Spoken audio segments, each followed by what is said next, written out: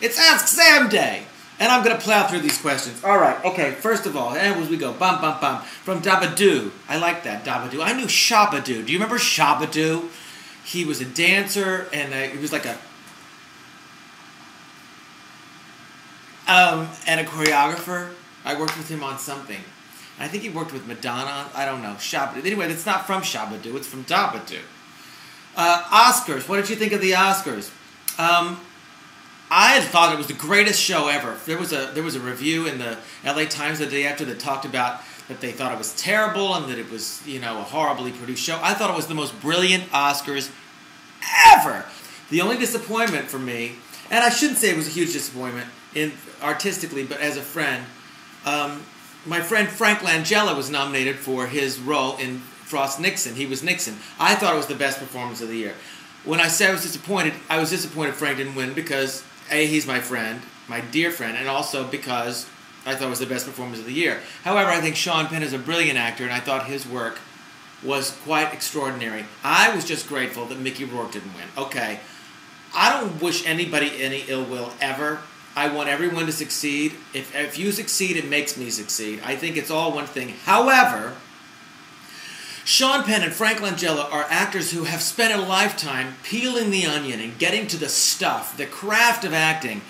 And Mickey Rourke has gotten to the craft of, I'm not sure what, crazy, boozy, cokey, bloaty, facey, doggy stuff. He's been preparing for this one role for 15 years. Maybe he's a good actor. I don't know. I do know this. He doesn't take the craft as seriously as others. And so I'm really grateful that he didn't win. He seemed to be sort of on another planet. And so I'm grateful that he didn't win. Not that I wish ill will on anybody. I just like to see people who take what they do seriously get awarded for it. Whatever it is. Not the fluky thing or whatever. We shall see. How many roles is he going to play? The husband of Jocelyn Wildenstein? We'll see. Okay. From Marcy. I live in Los Angeles and you never play Los Angeles. Why is that? That is not true. I will say that mostly I play benefits in Los Angeles because it's convenient, and if I'm doing something free, it's nice to do it in your home. I've got a couple coming up, several. One thing for S.T.A.G.E. These were on the side. You should look at them, in which we're doing Gershwin, and I'm singing Swanee. The other one is for the West Coast Ensemble, a great group of actors. That's coming up. Please come to that. I'm singing such great songs. The World Goes Round, Being Alive, Class from Chicago. There's got to be something better than this, and Move On. And it's great, talented people. That's going to be a fun night. And I'm getting to sing really great songs. But there's something else I'm doing that's not a benefit. I don't typically play nightclubs. I like them because of their intimacy and you're right one-on-one, but I don't typically do them. Mostly I play theaters, as you know. There's a place in town called Catalina's, which is a jazz club. I'm going to play it in April, I think. I don't even know. Look on the thing. Yeah, it's in April. Isn't it? Or is it in May? No, it's in April. I should know these things. Come. If you're around, come. Okay, hey, Sam. As a birth doula, I have attended too many births to count, so my question is, were you present at Cooper's birth? And if not, would you have liked to be? Yes, we were present at Cooper's birth. We were in the room, holding the hand of our birth mother. We watched him come out. We watched him cry. We watched his body covered in blood and the pasty white, what's that stuff called? Versace, vermouth, something. He was so beautiful. Yes, we were in the room. And also I was in the room because I was the birth partner for my friend Bridget Moynahan when she had her baby, Jack. And I was her birth partner, so I watched that birth. That was prior to Cooper. And I have to say, those were the two singular, most extraordinary experiences in my life. So yeah, wow, I have great admiration for what you do, doula. How come you weren't we had Dabadoo, you could be Dabadoola. Okay. Sam, I have a 12-year-old son who was taped and put on YouTube singing Accentuate the Positive. I saw this, I responded to it. His passion is evident. He hopes to make it his life. I want to keep a clear head. How do I as the mom remain supportive taking steps to move forward and yet keep life balanced. Well, that's the key right there. Keep life balanced. Make sure that he's not doing everything that's only show business. That was hard with me because everything I wanted to do was either reading about it or writing about it or seeing it or doing it or whatever. But make sure he does other stuff. Play ball. Draw. You know, is he good at the science projects? Make sure there is a balance and that he's not, at 12 years old, that he's not just with doing show business things. If you can. You know what? He's going to let you know. I'll tell you what, though, if this helps you at all, or if he's old enough to get this himself, what makes a great artist, what makes a great actor or a great writer or a great singer or any of those things is having a full life, is not just focusing on themselves in their vacuum, is having a full life, is being informed. So the more experiences we have, the more things we see and do, the more things we involve ourselves in, the more it informs our work. So try to keep it balanced. Encourage other things. And then good luck. Because if he's got the bug bad, like I did, good luck to you. All right. From Ray Kalaz. How does marriage benefit your family and your son in particular? Well, as you know, the final arguments for Proposition 8 to take it down were last week. And the word is that Proposition 8 is going to stay intact and it's going to require another vote. Probably in the year 2012, although it might be 2010. However, the word is also that the marriages that did take place during that time will stay intact, and mine being one of them. How does it affect my life? It makes me have equal rights as an equal citizen, as an equal taxpayer. How does it affect my son's life? It makes him equal. You can say, other people, proponents that support of Proposition 8 that support it may say that through domestic partnership and all that everyone has equal rights. But then if it's not called the same thing, then it's not the same thing. And as my son grows up, I hope that this is relieved and done and over by the time he's old enough to know about it. But how would you like to grow up thinking that your family is less, or being told that your family is less, or not called the same thing, or that the love of your parents is less, or doesn't deserve the same label, or the same ceremony, or the same honor and respect? It's wrong. It's wrong. Meanwhile, if that's the situation when he's growing up, I hope to teach him about resoluteness and fighting for something that is right and for civil rights. I hope to show him how to carry a sign and picket and speak out. I hope to teach him to fight for what he believes in a civil way. It's tricky, man, but the universe will tell us what to do, and I know this will be over in my lifetime. But it should be nice if it was sooner than later. From Bev1, you look younger than ever. Ha ha! You look younger than ever. It seems that your sleep deprivation may be over, as you're looking really great these days. How do you do it? Well, my sleep deprivation is never over. Cooper's got a cold right now, so I've been up every couple of hours just checking on him. Especially if I don't hear something. You know. Anyway, that's very nice of you to say. I have lost a few pounds. I am taking better care of myself. I'm trying to eat better things than I was. That's very, very sweet of you to say. Younger than I did a couple of months ago would make me, could still qualify me to look 90 years old. From Godsmack, Sam, I have a hard time making friends and it seems like no one can help me. Lost, John. I've talked about this before. My heart goes out to you. When we're waiting for something to happen to us, whether it's our career, whether it's a relationship, whether it's whatever it is, it's not going to happen. By you going into the world and seeking what you want and giving away what you want. A wise friend of mine said, there's no obstacle we can't give ourselves, give our way out of. If you want friendship, then give it to someone else. Seek without expectation. That's a very hard thing to do. Because what we have to do in giving anything is to let go of the concept of payback. How many times even do we do something nice for somebody because we want even a thank you, or we want them to like us, or we want them to recognize that we did something for them? Do anonymous acts of kindness. But in your case, my friend, see, you already made a friend. Seek to befriend someone else. Look for who needs friends. Look in your past. Who have you had friendships with that you let go of? Are you waiting for them to call you?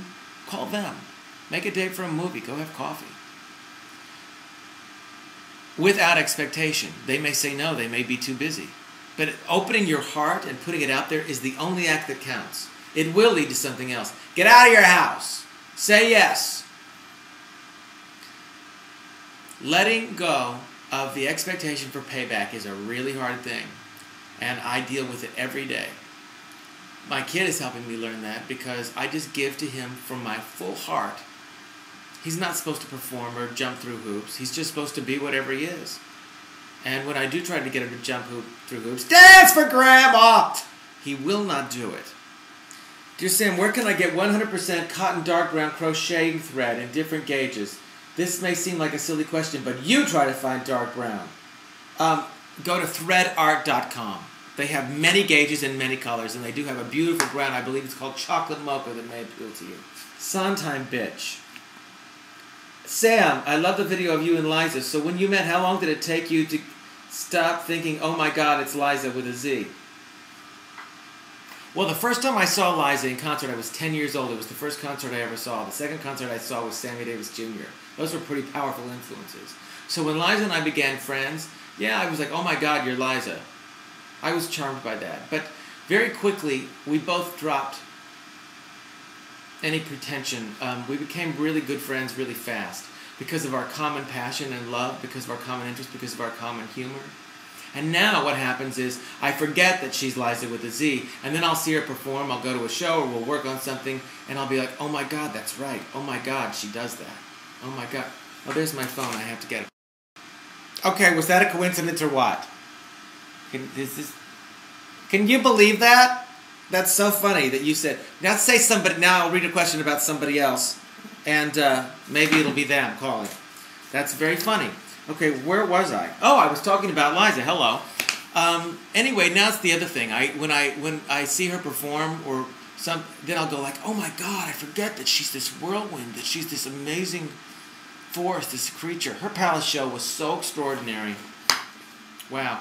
We've sung together on the thing that I think that you're referring to when I was doing the live, but also we did Happy Days Are Here Again and Get Happy in Las Vegas at, I don't remember the hotel. Oh, I've got a great picture of that up in here. Can you see this?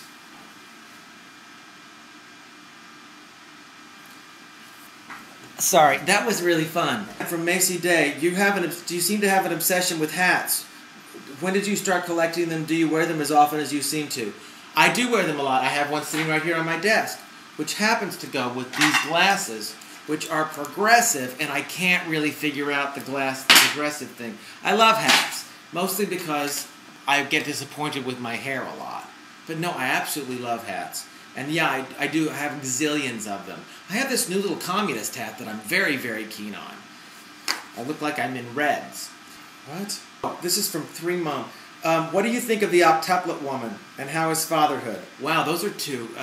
First of all, I think the octuplet woman was highly irresponsible, and she seems to be a bit crazy, and she already had 17 or 18 children. What is she doing, competing with Angelina Jolie? I don't want to see anybody's child taken away from them, but she seems a bit like she's, the scales have been tipped. How do I love fatherhood? See, I already put it in. I love fatherhood. Fatherhood is the greatest thing ever that happened to me. He is an extraordinary kid. We were recently with a bunch of other kids that were 10 and 11 months old, and Cooper was the only kid walking around, just walking all over the room, and then he'd like, ball, bird. And I have to say the other parents' jaws were dropped. They were like, what are you feeding this child? And I'm like, brain food. Sam, I watched the video of you performing in Tulsa, probably the reddest, most right-wing state in the country. How does it feel to sing before such an audience, knowing that the majority of the people in the seats believe homosexuality is an abomination, are opposed to gay marriage, and therefore would not approve of you, Danny and Cooper, as a family? It's a very interesting question. I can tell you that for years and years I avoided playing Tulsa.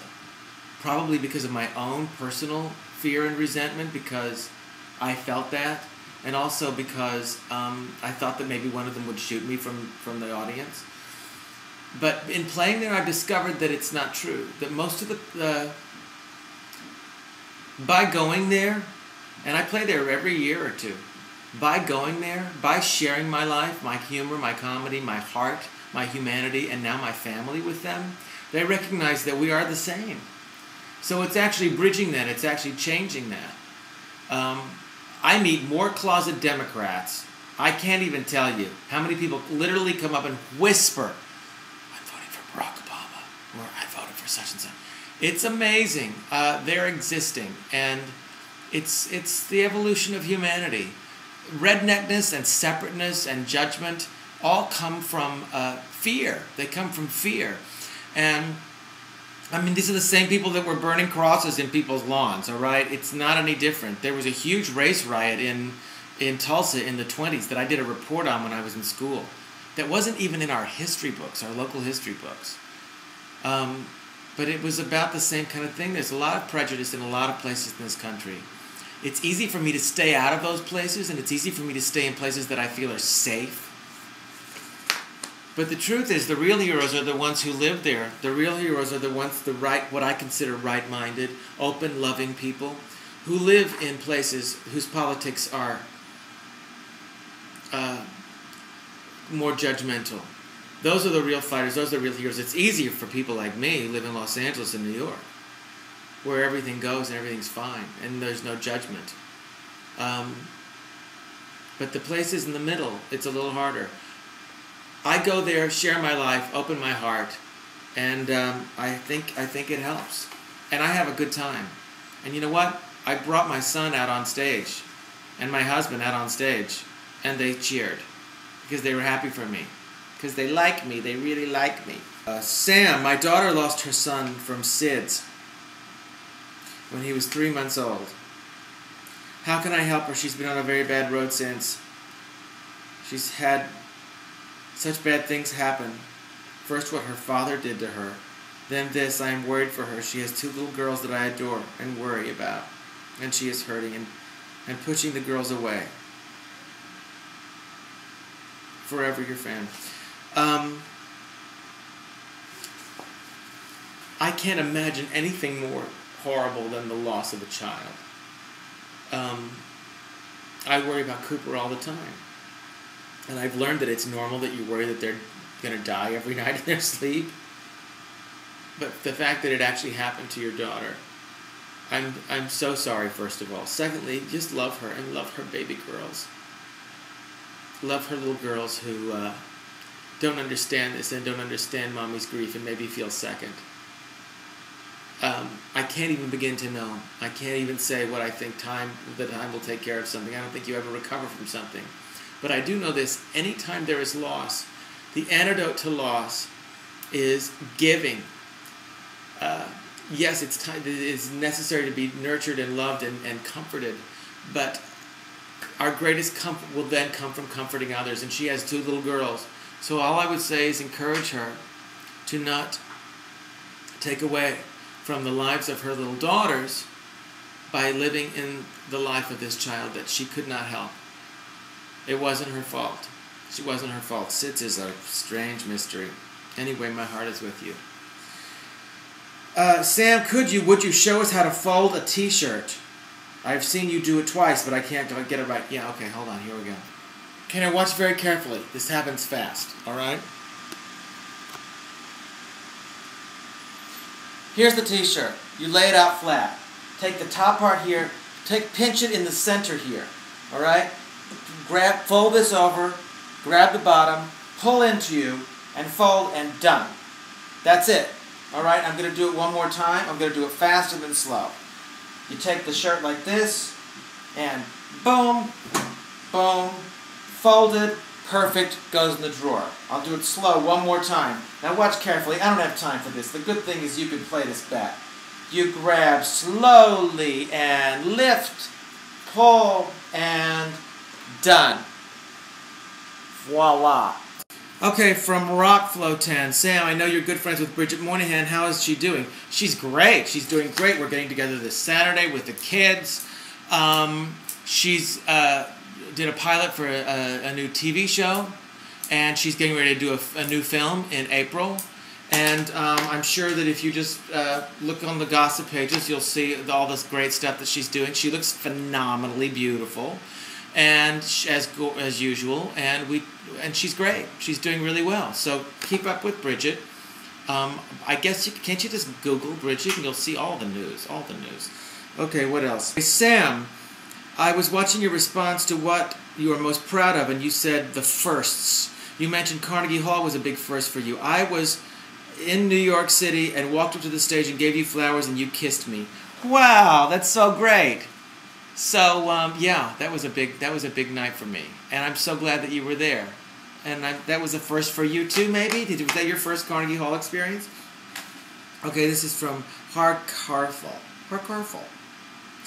This is sort of a personal question, aren't they all?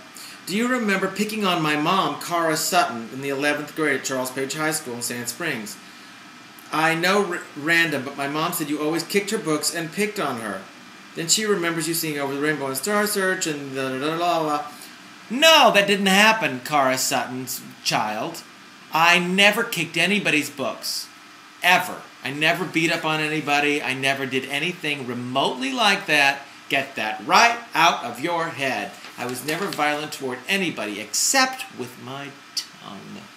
I could probably say some ugly things. Hopefully that's behind me. I don't think that I'd ever said anything horrible to your mother.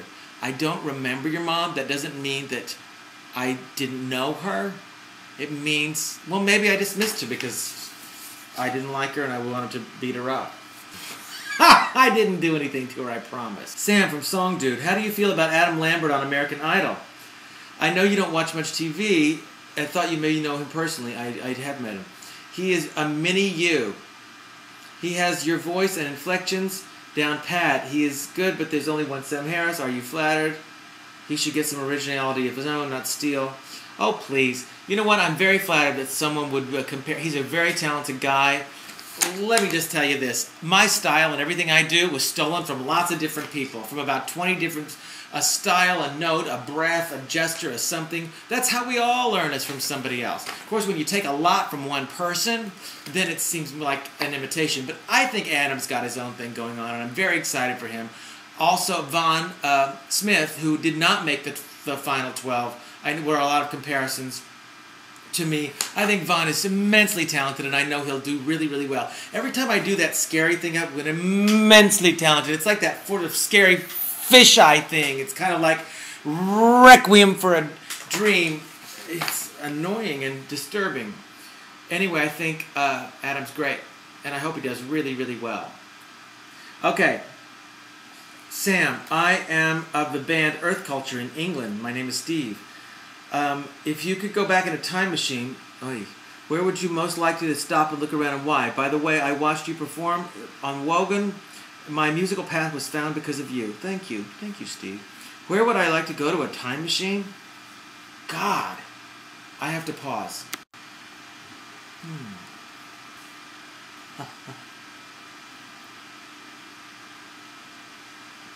Okay, I can't answer this question. Because every time I think of a moment in history, like my first thought is I'd like to go to the time of Jesus and just see kind of what was going on and that whole political thing, or to witness that kind of presence. I think of like the Industrial Revolution and when all of that was changing. I think of, God, just different. I would like to be like in Anne Frank's house. I think of all these things. And yet, I realize that they're all human experiences, and while it would be fabulous, incredible to witness them, that I'm kind of a now person. I don't really want to be anywhere else. Oh my God, that reminds me. Have you read The Power of Now? Have you read it? I haven't read it. I don't have time to read The Power of Now. But I do know the good news is that hopefully later I will have time to read The Power of Now later, when it will still be now. Okay, Sam, my name is Boz and I'm no Clive Davis, but in my imagination I would love to hear you sing Smile. Have you ever? No, but I love that song. My mom used to sing that song to me. I'll sing that for you, but let me close the door. Hold on.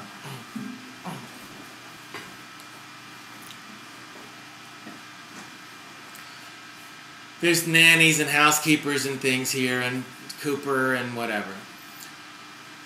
Smile, though your heart is aching. Smile, even though it's breaking. when there are clouds in the sky, you'll get by. If you smile through your fears and sorrow, smile and maybe tomorrow you'll see the sun come shining through for you.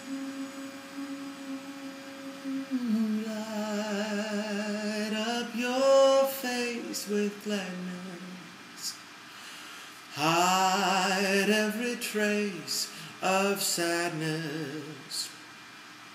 Although a tear may be ever so near, that's the time you must keep on trying. Smile, what's the use of crying? You'll find that life is still worthwhile if you just smile.